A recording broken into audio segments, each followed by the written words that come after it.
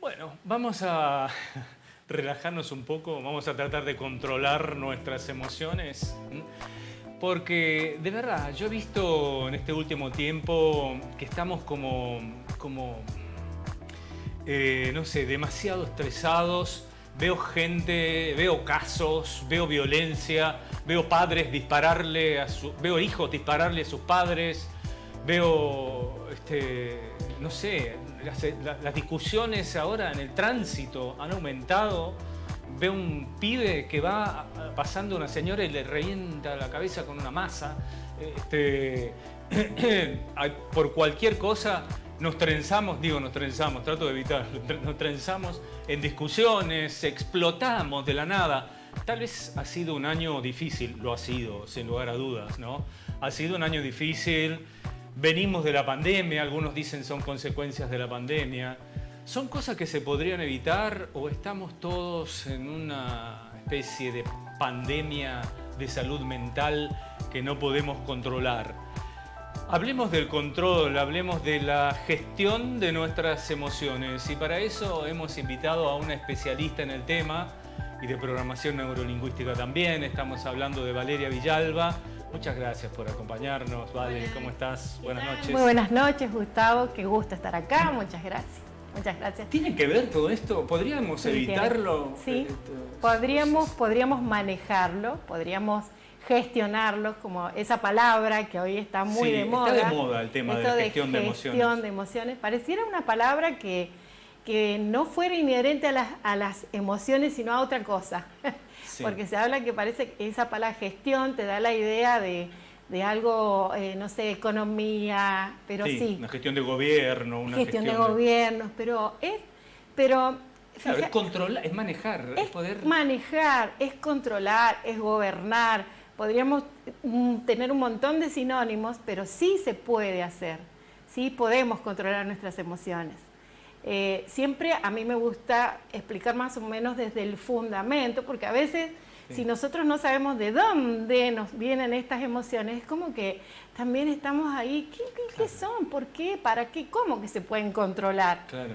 Entonces, a veces es bueno que nosotros conozcamos que desde las neurociencias, que nosotros sabemos que tenemos una conformación del cerebro triuno, que es el cerebro, que no son tres cerebros, en realidad son saltos evolutivos en el tiempo. Tenemos el cerebro reptiliano, que es el más viejo en la evolución, que es el cerebro de los primitivos. Luego está el cerebro límbico y el último en la evolución sería el neocórtex. El cerebro límbico es el donde se rigen las emociones. Y este cerebro, que es el que compartimos con todos los mamíferos. O sea que si nosotros tenemos una mascota, incluso también, ¿sabe? Esa mascotita triste, tiene emociones. Contenta, tiene emociones como los mamíferos. Los mamíferos compartimos el cerebro límbico. ¿Qué pasa en este cerebro límbico? Además de que este cerebro tiene una conformación dentro, ¿no? Que tiene varios elementos, como por ejemplo el hipocampo, tiene el hipotálamo y tiene la amígdala cerebral, que generalmente se le dice amígdala cerebral, pero son dos, en realidad son dos. Siempre en neurociencia se las nombra en singular, pero en realidad son dos. La amígdala cerebral, que es como a mí me gusta decir que es la protagonista en este caso, es la que rige nuestras emociones. Y de ahí es donde nosotros también podemos manejar, podemos colaborar con esta amígdala cerebral en manejar las emociones. ¿Por qué? Porque me dice, ¿cómo que la amígdala cerebral, que incluso tiene el mismo nombre que la amígdala de la garganta? Claro. Pero no, esta es una amígdala cerebral. La amígdala cerebral es muy chiquitita, tiene 2 centímetros, su nombre viene de la forma de almendra. Y cuando nosotros tenemos una emoción muy intensa, esta amígdala se agranda. Entonces, ¿cómo podemos hacer? Tenemos formas, hay técnicas hoy que se pueden dar a conocer y que incluso se pueden aprender para que nosotros podamos regular. Me parece muy difícil. No, fíjese que es tan simple, que a veces y fácil de aprender. Por eso es bueno conocer cuál es el origen de las emociones. Primero tenemos que saber que las emociones están en el cuerpo y son involuntarias, son disparadores involuntarios de nuestro cuerpo. Sí. Pero ¿qué pasa cuando nosotros tenemos una emoción de ira? ¿No? Porque cuando nosotros, es tan simple como que una emoción intensa no nos deja pensar. De ahí, eso es lo primero que tenemos que saber. Cuando nosotros, cualquier emoción, emoción intensa... Viste que hay delitos que después le ponen emoción violenta, no sabía lo que hacía, no se daba cuenta en el momento. Claro. Cualquier emoción intensa, sea ira, sea cualquier otra emoción, no nos permite razonar. Entonces, a partir de que nosotros podamos gestionar esa emoción, podemos hacer que la amígdala, en este caso, se achique. ¿Y cómo? Tan simple ¿Cómo? como Esa es la palabra, la pregunta, la gran pregunta. ¿Cómo? Una de las cosas, hay muchas técnicas, pero una de las cosas más simples que puede hacer una persona es respirar. Aprender a respirar, porque el problema que tenemos es que somos grandes respiradores bucales.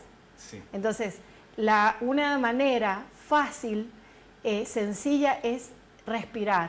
Aprender cómo es lo que en otra jerga se dice contar hasta 10.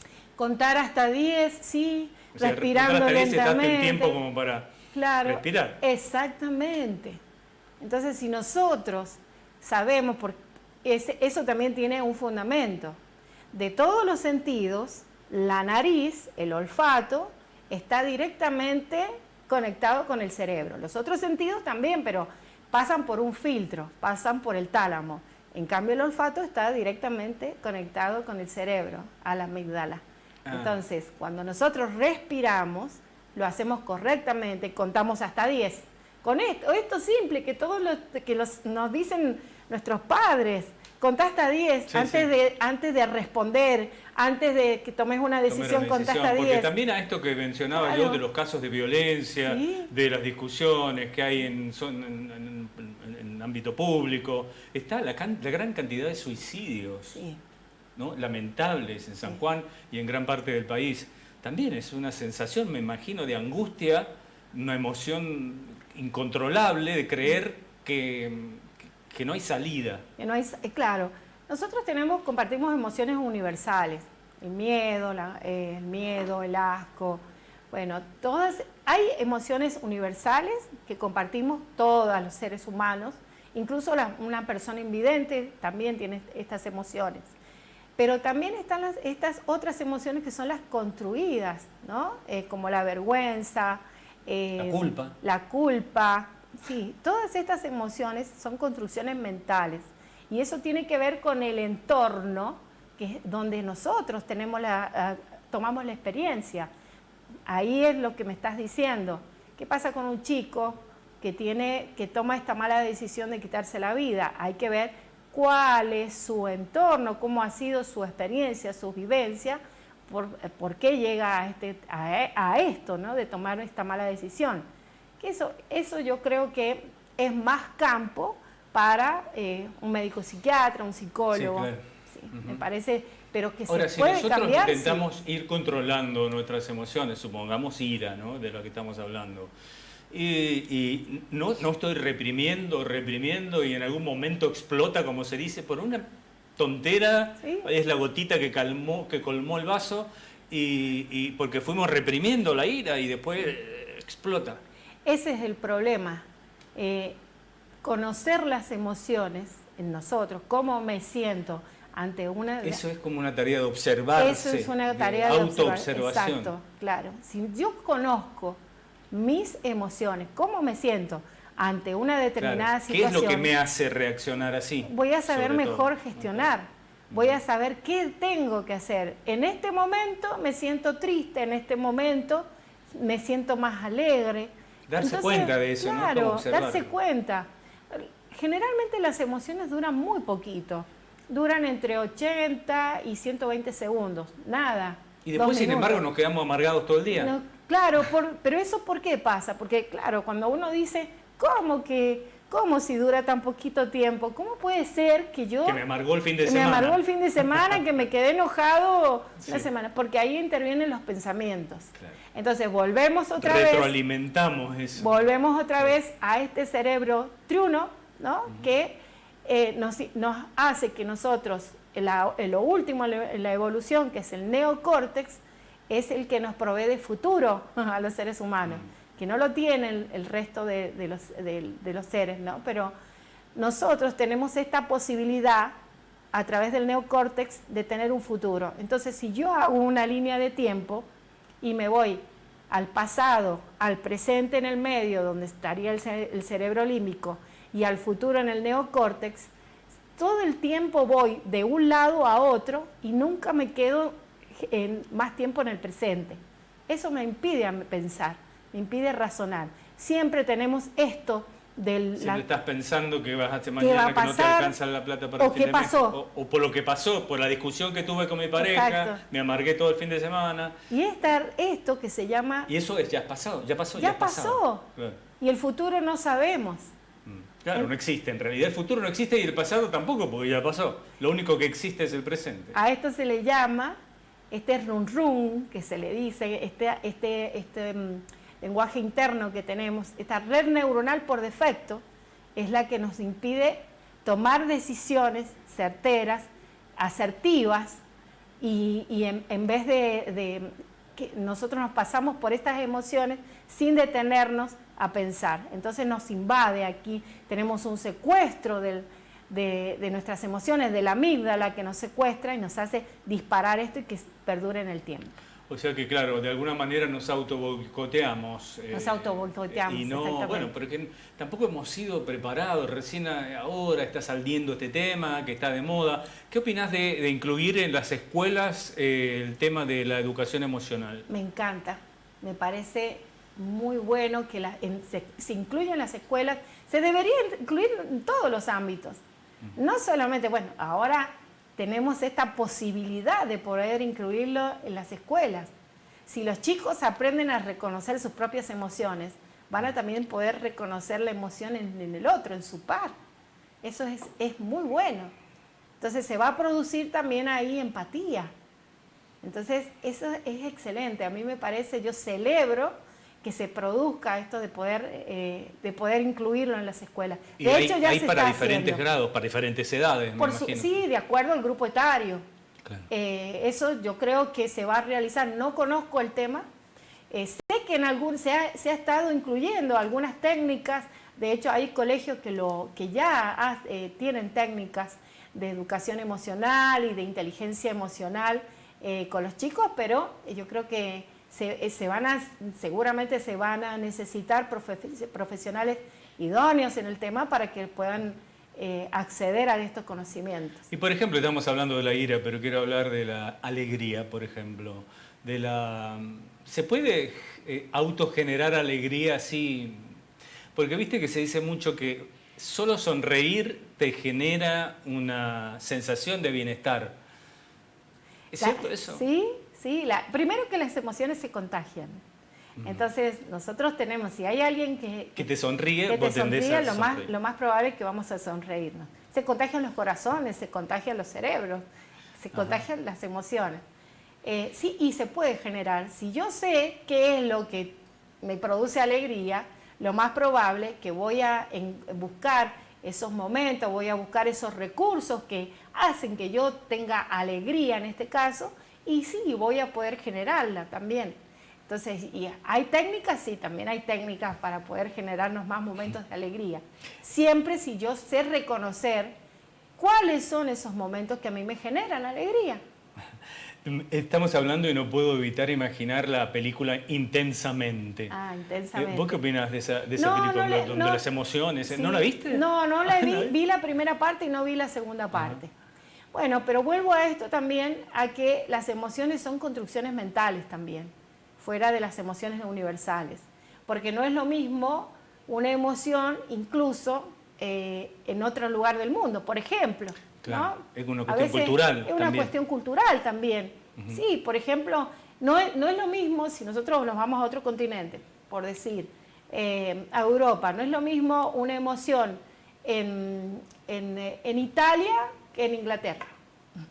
Yo me imagino, los españoles, nosotros acá tenemos venimos mucho de los abuelos inmigrantes españoles, bueno, sabemos que tenemos esta pasión, que somos muy histriónicos, que hablamos con las manos. Sí. Bueno, eso, por ejemplo, en una persona de origen inglés, en Gran Bretaña, al contrario. Sí, muy fríos. Ellos están su cultura, claro, hace que ellos guarden sus emociones.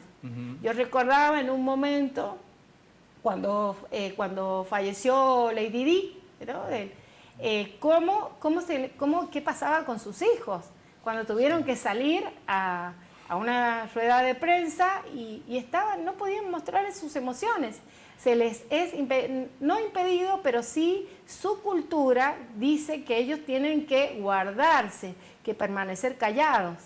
Lo mismo, por ejemplo, en China. O sea, y si nosotros venimos a nuestro país, y bueno, también podemos ya ponernos a pensar que no es lo mismo cómo a lo mejor manifestamos nosotros las emociones acá en San Juan que en Córdoba. O en Buenos Aires. Tenemos diferentes, claro. Entonces, por eso a veces el entorno también es un determinismo geográfico. Determina nuestras emociones, todo lo cultural, la epigenética. Todo esto también determina cómo son nuestras emociones. Para ir cerrando y volver a repasar algunos tips entonces, para tratar de gestionar nuestras emociones, para tratar de no explotar de la nada, en principio sería hacer un ejercicio de autoobservación, reconocer en qué qué momento sentimos, qué es lo que sentimos. Para poder después gestionarlos, ¿no? Para poder gestionarlos, sí. ¿Meditación, por ejemplo, sirve? La meditación es muy buena, es una muy buena recomendación. Meditar, ahora se utiliza mucho el mindfulness, que es la meditación de la atención plena, que para mí, en mi caso particular, pienso que es lo más recomendable, pero meditar es muy bueno, ¿sí? A lo mejor mucha gente opta por una meditación guiada. Yo creo que meditar es tomar control de tu propia mente. Entonces, claro, hay muchas técnicas de meditación. Tus emociones y tus pensamientos. Claro, todas las técnicas de meditación realmente son muy valiosas y nos ayudan muchísimo. Eso y aprender a respirar también. Hay otras técnicas que se pueden dar, seguramente que ahora, si se implementa esta nueva ley de educación, se van a tomar un montón y se van a lograr profundizar más en el tema. Pero es muy valioso, sobre todo aprender a respirar. Tenemos que, por último, aparte, una de las cosas que no quiero quedarme sin decir, es que cada emoción intensa, sea cual fuere, nos quita oxígeno en el cerebro. Entonces eso hace que nosotros nos impida pensar. Entonces, eso también tenemos que tener en cuenta. Claro. Eso tenemos que hacer a veces un parate, ¿no? Desde la programación neurolingüística. Claro. Te afecta a la salud, sin ninguna duda. Antes de reaccionar, por eso, desde la programación neurolingüística siempre se dice, detrás de cada conducta hay una intención positiva. Nosotros tenemos que descubrir cuál es la intención positiva de esa persona que tenemos enfrente, que nos provoca cual fuera la emoción. Ok. Bueno, muchas gracias, Vale. La verdad que contamos hasta 10 y nos vamos, porque la verdad eso no fue el programa. Yo me quedaría charlando de estos temas, me gustan mucho. Pero muchas gracias por venir. Tal vez en otra oportunidad podemos seguir con algunos otros temas que tienen que ver con la neurociencia, porque es inacabable, qué sé yo. El universo del sistema nervioso central es muy grande para abarcar muchos temas. Bueno, hacemos una pausa muy breve.